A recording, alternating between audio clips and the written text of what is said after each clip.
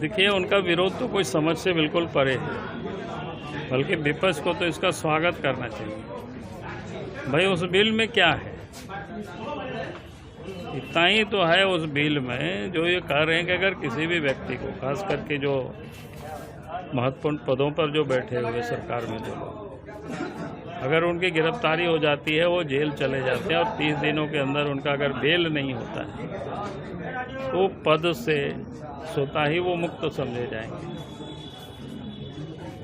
भले कुछ दिनों के बाद बेल हो जाए, फिर बाहर आ जाए, फिर ओथ लेकर के फिर बैठ जाए। क्योंकि पिछले दिनों हम सब ने देखा कि इस प्रकार से दिल्ली के मुख्यमंत्री जेल में रहे, लेकिन मुख्यमंत्री पद से वो त्यागपत्र ही दे नहीं रहे थे, चिपके हुए थे।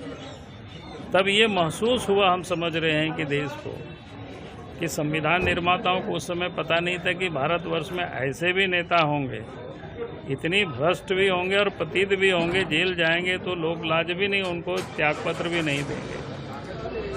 तब ये कानून बनाने की आवश्यकताएं महसूस की गई और हमें लगता है कि जो 130वां जो संशोधन है संविधान में, ये तो उन लोगों को स्वागत करना चाहिए। और आश्चर्य तो ये है कि आपको याद होगा जब मनमोहन सिंह की सरकार थी, तो उस समय तो राहुल गांधी ने किस प्रकार से उस बिल की ऑर्डिनेंस की कॉपी को फाड़ करके फेंक दिया था, जिसमें से ये बातें थी जिसको 2 साल से अधिक की सजा हो जाती है, उनको अगले 6 वर्षों तक चुनाव नहीं लड़ सकता है, उनकी सदस्यता स्वतः ही समाप्त मानी जाएगी। उसी को मनमोहन सिंह समाप्त कर रहे थे। उस समय इन्होंने ऑर्डिनेंस की प्रतियों को फाड़ दिया था। आज वो राहुल गांधी भी उसका विरोध कर रहे हैं। आप बिल्कुल ये समझ से परे है भाई। अब ये लोग क्या चाहते हैं, इसी से आप समझ सकते हैं कि इन लोगों ने किस प्रकार से भ्रष्टाचार में लिप्त है, अपराध में ये लोग लिप्त है।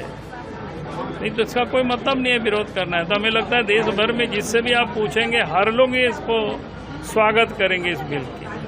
सरकार